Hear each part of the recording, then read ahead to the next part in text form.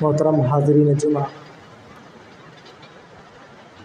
ہر طرح کی کبریائی و بڑائی و بزرگی، تعریف و توصیف اللہ رب العالمین کے لیے لائق و زیبا سراوار ہے، جو ہمارا خالق ہے، ہمارا مالک ہے، ہمارا پالنہار ہے۔ اسی کے ہاتھ میں پوری کائنات کی بادشاہت ہے، اور لاکھوں کروڑوں درود و سلام ہے تمام انبیاء اکرام پر، بالخصوص ہمارے آخری نبی جناب محمد رسول اللہ صلی اللہ علیہ وسلم پر۔ محترم سامعین،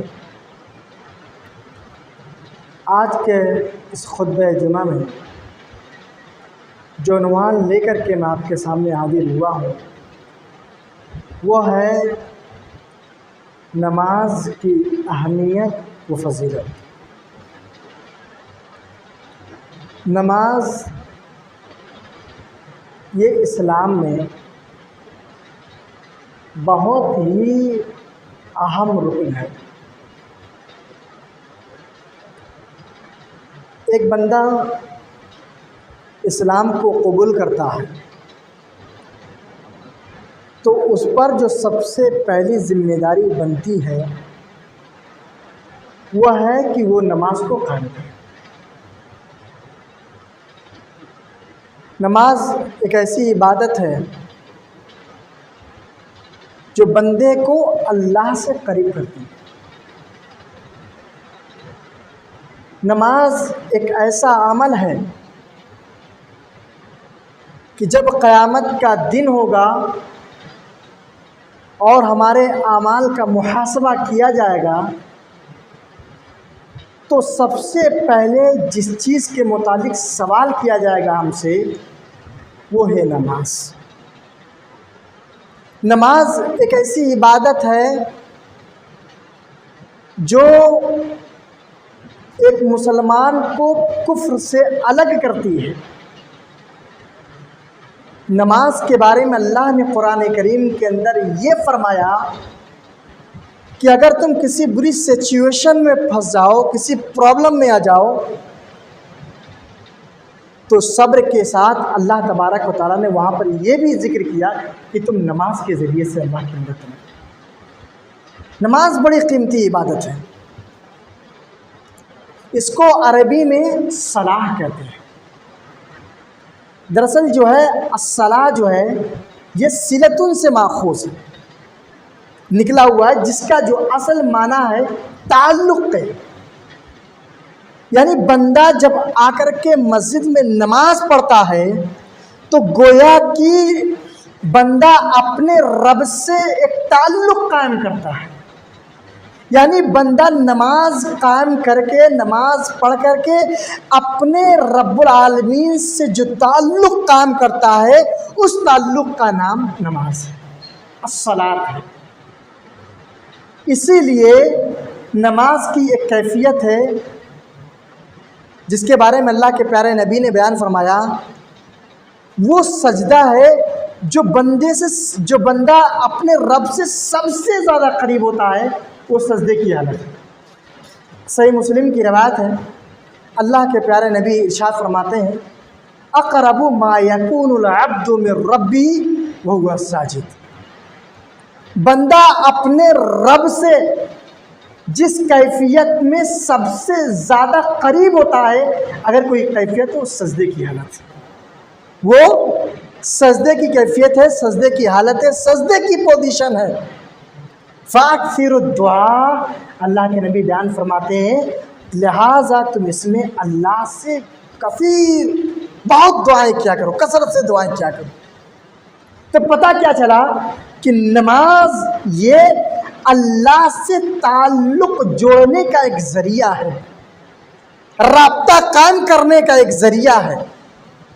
نماز کی اہمیت کیا ہے، نماز کی فضیلت کیا ہے، اس کو جاننے کے لیے میں آپ کے سامنے ایک بہت ہی مشہور حدیث آپ کے سامنے پیش کرتا ہوں۔ اللہ کے پیارے نبی بیان فرماتے ہیں، بني الإسلام على خمس شهادة أن لا إله إلا الله وأن محمد رسول الله وإقام الصلاة وإيتاء الزكاة وصوم رمضان وحج البيت من استطاع إليه سبيلا۔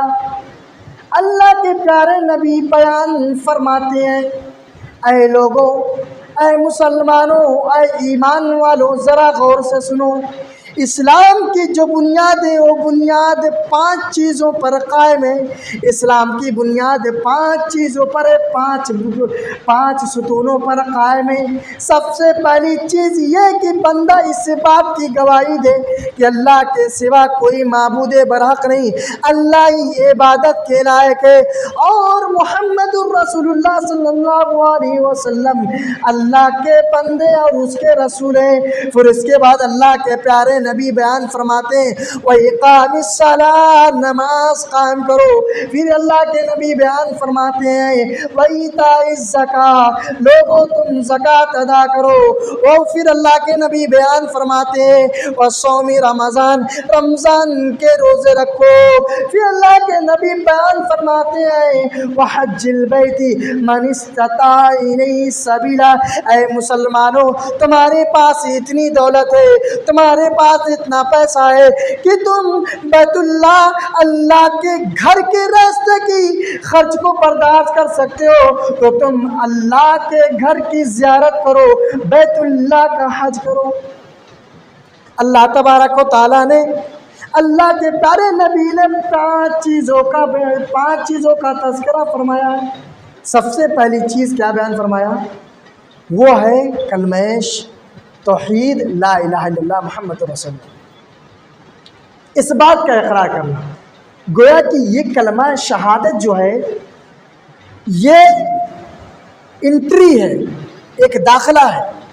اسلام ایک عمارت ہے، اور اس عمارت میں داخلے کے لیے ہمارے لیے ضروری ہے کہ ہم کلمہ شہادت کا اقرار کریں۔ تو کلمہ شہادت ایک انٹری ہے۔ ہم اس بات کی گواہی، اگر کوئی شخص اسلام میں داخل ہوتا ہے تو اس کو کلمہ شہادت کا اقرار کرنا پڑے گا، اس بات کی گواہی دینی پڑے گی کہ اللہ کے علاوہ کوئی معبود برحق نہیں، عبادت کے لائق اگر کوئی ہے تو اللہ تبارک و تعالیٰ ہے، اور اس کے بعد محمد رسول اللہ صلی اللہ علیہ وسلم اللہ کے پیغمبر ہیں، اللہ کے نبی اور اس کے رسول۔ اس بات کی گواہی دینی پڑے گی۔ اگر کوئی اس بات کی گواہی نہیں دیتا ہے وہ اسلام میں داخل نہیں ہو پاتا ہے۔ تو اسلام میں داخلے کے لیے، اسلام میں انٹری کے لیے سب سے پہلی چیز کیا ہے؟ کلمہ شہادت کا اقرار۔ اب اسلام میں انٹری ہو گئی، اسلام میں داخلہ مل گیا، اسلام ایک عمارت ہے، اس میں داخلہ مل گیا، تو سب سے پہلا جو حکم ایک مسلمان پر نافذ ہوتا ہے وہ ہے کہ نماز قائم کرے، جو کہ سب سے مضبوط ستون ہے، سب سے مضبوط پلر ہے۔ اللہ کے پیارے نبی صلی اللہ علیہ وسلم بیان فرماتے ہیں، ترمذی کی روایت ہے، راس الامر الاسلام وعمودہ الصلاۃ، اسلام کی بنیاد، اسلام کا پلر، اسلام کا ستون اگر ہے سب سے مضبوط تو ہے نماز۔ اسلام میں آپ داخل ہوئے، اسلام کو آپ نے قبول کیا، کلمہ شہادت کا اقرار کیا، تو سب سے پہلا کام جو آپ پر نافذ ہوتا ہے وہ یہ ہے کہ آپ نماز قائم کریں۔ اسی لیے اللہ کے پیارے نبی صلی اللہ علیہ وسلم صحابہ رسول حضرت معاذ بن جبل رضی اللہ عنہ کو یمن کی جانب روانہ فرمایا۔ دیکھیے اللہ کے پیارے نبی صحابہ رسول کو یمن کی جانب روانہ فرما رہے ہیں، اور کس بات کا حکم فرما رہے ہیں؟ دیکھیے اللہ کے نبی حضرت معاذ رضی اللہ عنہ کو نصیحت فرما رہے ہیں، چند اہم باتوں کی طرف رہنمائی فرما رہے ہیں۔ اے معاذ، تم اہل کتاب کے ایک ایسے لوگوں کی جانب جا رہے ہو جو اللہ کو نہیں جانتے، جو اسلام کو نہیں جانتے، تو تم سب سے پہلے ان کو اس بات کی دعوت دینا کہ لوگوں آؤ، سب سے پہلے تم اللہ کی توحید کا اقرار کرو، کلمہ شہادت کا اقرار کرو۔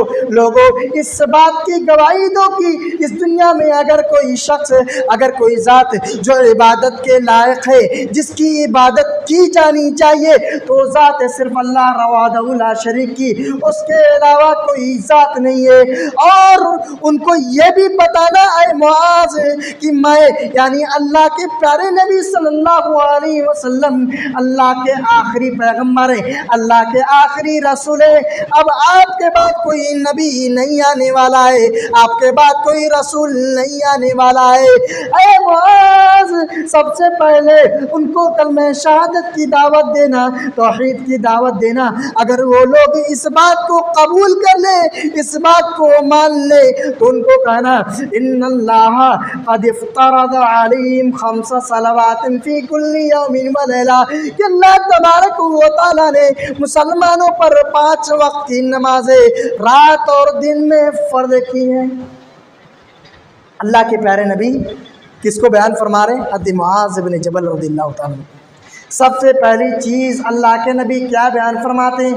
دیکھو، دعوت دینے کا طریقہ اللہ کے نبی نے بتایا ہے۔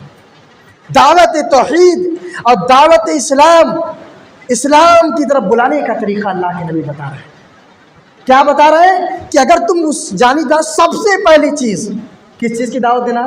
کلمہ شہادت، اللہ کے علاوہ کوئی معبود نہیں۔ عبادت کے لائق اگر دنیا میں کوئی کسی کی ذات ہے تو صرف اللہ رب العالمین کی ذات ہے، اس کے علاوہ کوئی عبادت کے لائق نہیں ہے۔ اور دوسری چیز اسی کلمہ شہادت کا ایک دوسرا ٹکڑا ہے، وہ یہ ہے کہ اللہ کے پیارے نبی صلی اللہ علیہ وسلم اللہ کے بندے اور اس کے رسول ہیں۔ یہ بنیادی چیز ہے۔ اس میں اگر شک ہے، اس میں اگر گڑبڑی ہے، بندہ مومن نہیں ہے، بندہ مسلمان نہیں۔ کلمہ شہادت کا اقرار تو کر رہا ہے، اللہ کی عبادت تو کر رہا ہے، لیکن وَأَنَّ مُحَمَّدًا عَبْدُهُ وَرَسُولُهُ میں گڑبڑی کر جا رہا ہے، نبی کا طریقہ اختیار نہیں کر رہا ہے، نبی کا اصول نافذ نہیں کر رہا ہے، تو اس کا ایمان مضبوط نہیں ہے۔ نبی کا فرمان آ جائے، اب نبی کے فرمان کے علاوہ کسی اور کی بات کو فوقیت دے رہا ہے، اس کا ایمان نبی مضبوط نہیں ہے۔ بعض علماء کہتے ہیں کہ اگر کوئی شخص نبی کی بات آ جائے، نبی کا فرمان آ جائے، اس کے باوجود بھی نبی کے فرمان کو ٹھکرا کر کسی ایسے شخص کی بات لے لے جو نبی کے بعد آئے، کسی امام کی بات لے لے، تو اس نے در حقیقت اللہ کے نبی کے نبوت کا انکار کیا، اللہ کے نبی کے نبوت کا انکار کیا ہے۔ اللہ اکبر۔ اسی لیے سب سے بنیادی چیز اللہ کے پیارے نبی حضرت معاذ بن جبل کو بیان فرما رہے، اے معاذ، جب تم جانا وہاں پر تو سب سے پہلے اس بات کا حکم دینا ان کو کہ اللہ کی عبادت کرے اور محمد رسول اللہ کو اللہ کا آخری پیغمبر مانے۔ اگر اس بات کا اقرار کر لیں، مان لیں، تسلیم کر رہے، تو ان کو دوسرا حکم یہ دینا کہ اللہ تبارک و تعالیٰ نے مسلمانوں پر دن اور رات میں دونوں ملا کر کے 5 وقت کی نمازیں فرض کی ہیں، انہیں 5 وقت کی نمازیں ادا کرنی ہے۔ میرے عزیز ساتھیوں، نماز بہت قیمتی ہے۔ ہم مسلمان نہ کر کے اگر نماز نہ پڑھیں تو بہت ہی افسوس کا مقام ہے۔ ہم مسلمان ہوں، اپنے آپ کو مسلمان کہتے ہوں، کلمہ شہادت کا اقرار کرتے ہوں اور مسلمان ہونے کا دعویٰ بھی کر رہے ہوں اور نماز نہ پڑھیں، اسلام میں اس کا کوئی تصور نہیں ہے۔ میرے بھائی، اسلام میں اس کا کوئی تصور نہیں ہے۔ اللہ کے پیارے نبی صلی اللہ علیہ وسلم کے زمانے میں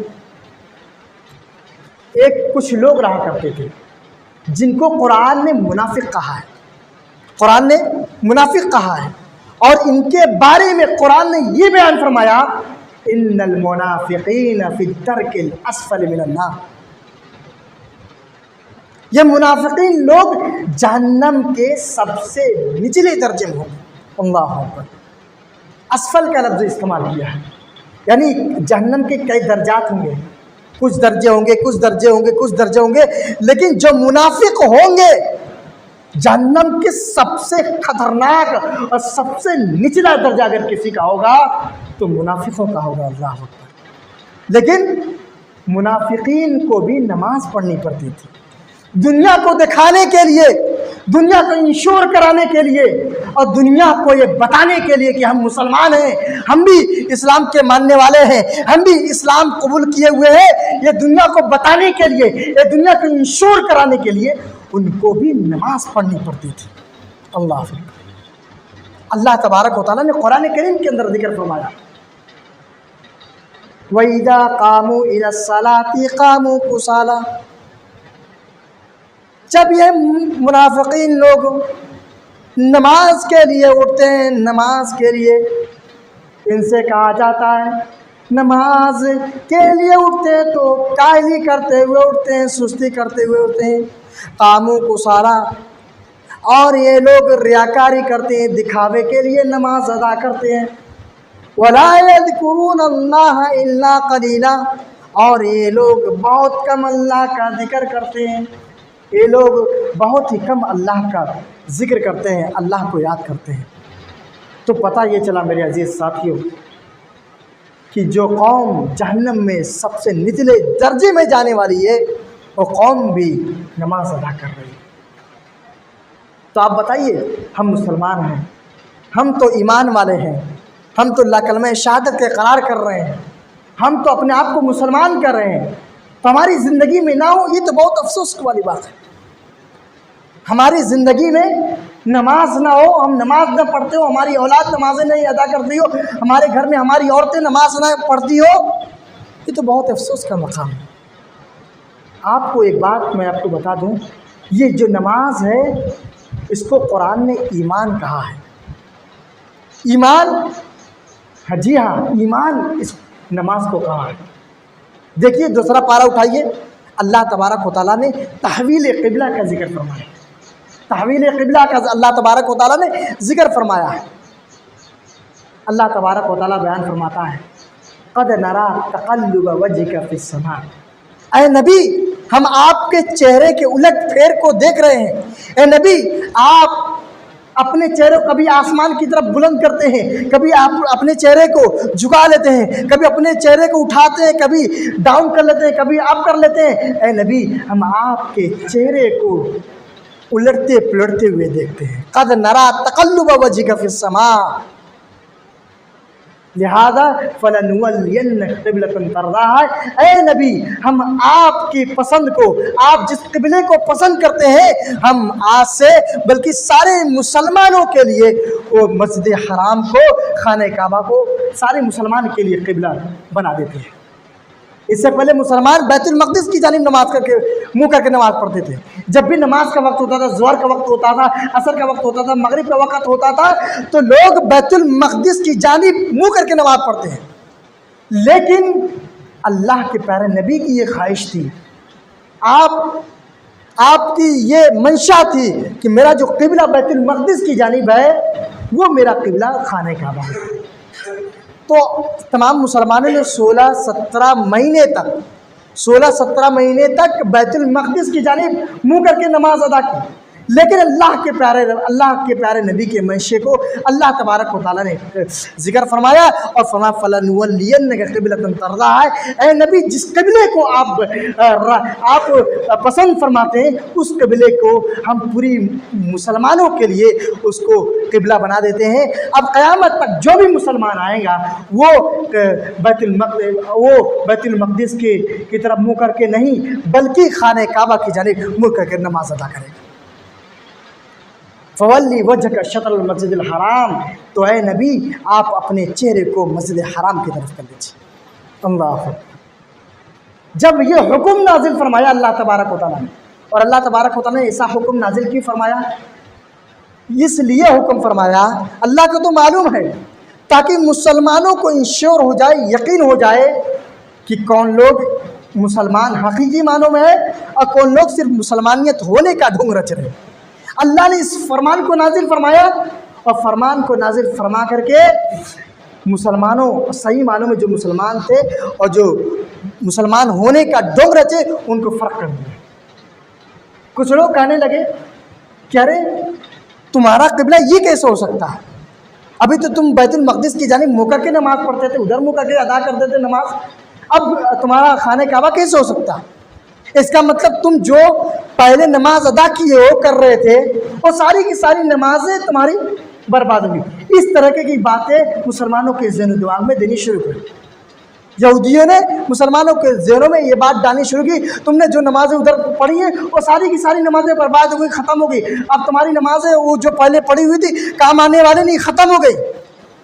اچھا، مسلمانوں کے دل میں پیدا ہوا، ارے یہ جو ہم نے نمازیں ادا کی وہ ختم ہو جائیں گی، یہ کیسے ہو سکتا ہے؟ بڑی تکلیف میں اللہ تبارک و تعالیٰ نے اپنا فرمان نازل فرمایا۔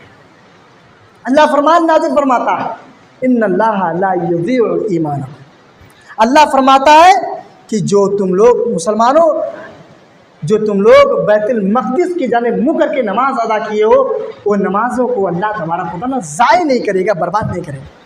اور یہاں پر اللہ تبارک و تعالیٰ نے نماز کو ایمان قرار دیا ہے، گویا کہ اگر نماز پڑھ رہے ہیں ہمارا ایمان ہے، ہمارا نماز نہیں پڑھے ہمارا ایمان نہیں ہے میرے بھائی۔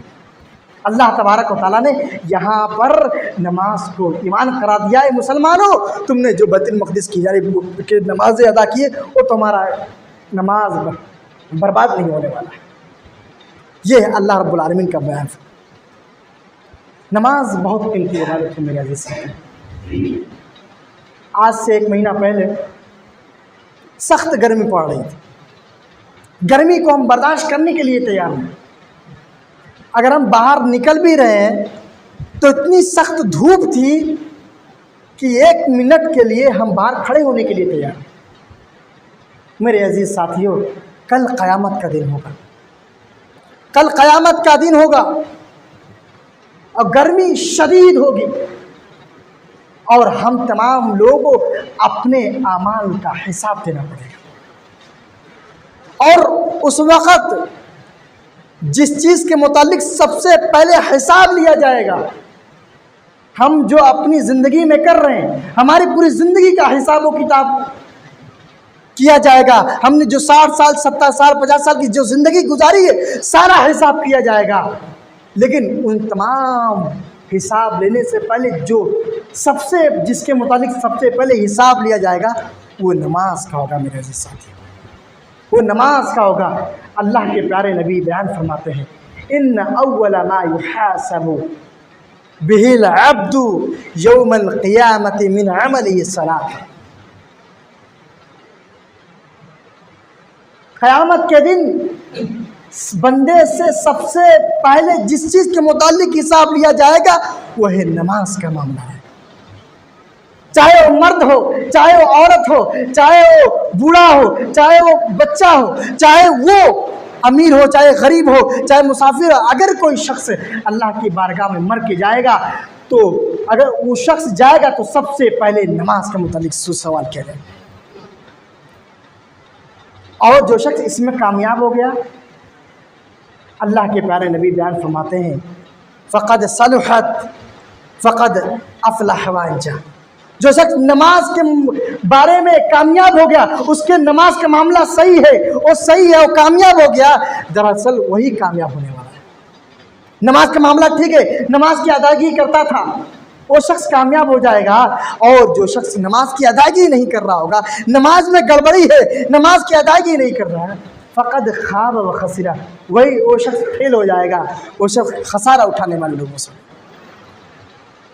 آج غور کیجئے میرے عزیز ساتھی، کوئی ایسی سچویشن بتائے، کوئی ایسی کنڈیشن بتائے جس میں نماز معاف، آپ سفر میں ہیں پھر بھی آپ کو نماز پڑھنی ہے، آپ گھر میں ہیں پھر بھی آپ کو نماز پڑھنی ہے، عورت ہے نماز ادا کرنی ہے، مرد ہے نماز ادا کرنی ہے، آپ امیر ہیں پھر بھی آپ کو نماز ادا کرنی ہے، غریب ہے پھر بھی آپ کو نماز ادا کرنی ہے، بادشاہ ہے پھر بھی آپ کو نماز ادا کرنی ہے، آپ کہیں کے مکھیہ منتری ہیں پھر بھی آپ کو نماز کسی بھی کنڈیشن میں معاف نہیں ہے۔ کوئی سوال ہی نہیں پیدا ہوتا کہ نماز۔ میرے عزیز ساتھیوں، اللہ کے پیارے نبی صلی اللہ علیہ وسلم اپنے آخری ایام میں مرض الموت میں مبتلا ہے۔ اللہ کے پیارے نبی صلی اللہ علیہ وسلم بے چین ہیں، بے قرار ہیں، اس پریشانی کے عالم میں بھی، اس بری سچویشن میں بھی، مرض الموت میں بھی اللہ کے پیارے نبی صحابہ کو جس بات کا حکم دے رہے ہیں، میرے عزیز ساتھیوں، حکم اس بات کی دے رہے ہیں، اے میرے صحابہ، الصلاۃ الصلاۃ وما ملکت ایمانکم، نماز قائم کرتے رہنا، نماز کی ادائیگی کرتے رہنا، نماز کو پابندی کے ساتھ ادا کرتے رہنا، اور جو تمہارے ماتحت ہے، جو لونڈیا ہے، جو غلام ہے، ان کے ساتھ زیادتی نہیں کرنا۔ آخری حالت میں اللہ کے پیارے نبی، اللہ رب العالمین نے بہت آیتیں نماز کے متعلق نازل فرمائی۔ اللہ کے نبی نے بھی پوری زندگی نماز ادا کی اور امت کو بتلایا کہ نماز کی یہ اہمیت ہے۔ اب آخری ایام میں اللہ کے نبی کو کیا بتانے کی ضرورت ہے؟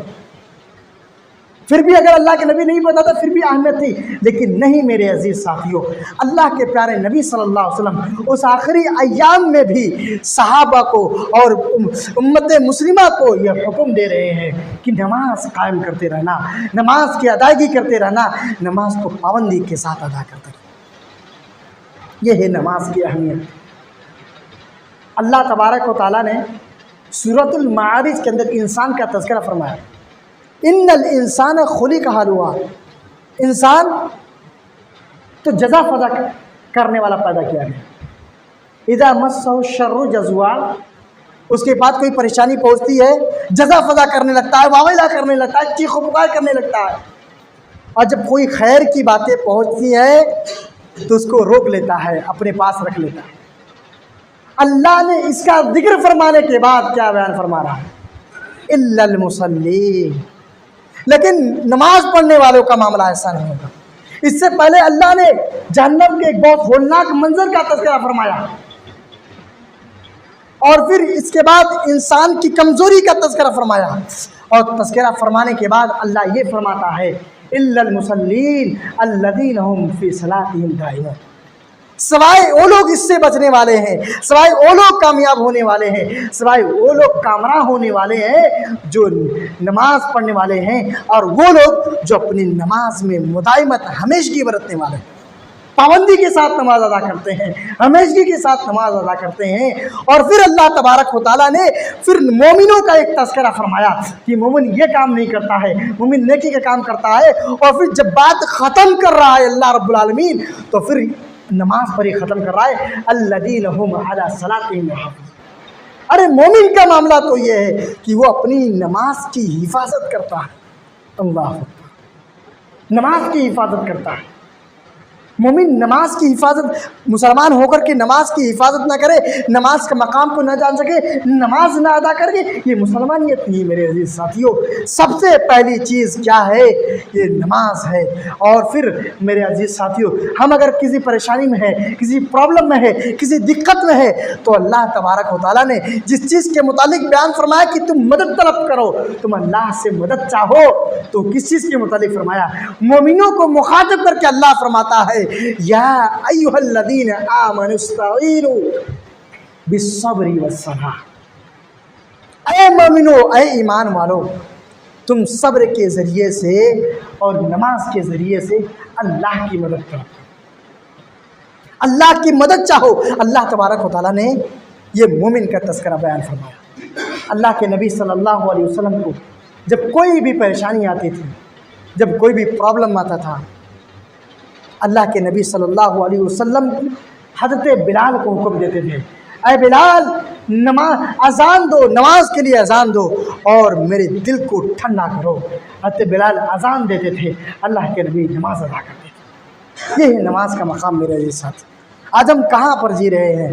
آج ہم نماز سے کتنے دور ہیں اور نماز کے معاملے میں کتنی لاپرواہی کر رہے ہیں؟ میرے عزیز ساتھیوں، نماز کسی بھی سچویشن میں معاف نہیں ہے۔ آپ یاد رکھیے، اس ایک روزہ کی ایک سچویشن ہے کہ اگر آپ سفر میں ہیں تو آپ روزے کی شدت کو برداشت نہیں کر پا رہے تو آپ روزہ توڑ لیجئے، بعد میں آپ روزہ رکھ لیجئے، لیکن نماز کا معاملہ ایسا نہیں ہے۔ آپ سفر میں ہیں، آپ حضر میں ہیں، آپ گھر میں ہیں، آپ باہر ہیں، آپ ٹرین میں ہیں، آپ گاڑی پر ہیں، آپ شہر میں ہیں، آپ دیہات میں ہیں، آپ امیر ہیں، آپ غریب ہیں، آپ عورت ہیں، آپ کوئی کچھ بھی ہے، کسی بھی صورت میں نماز معاف نہیں ہے۔ اس کی اہمیت کو جانے میرے عزیز ساتھیوں۔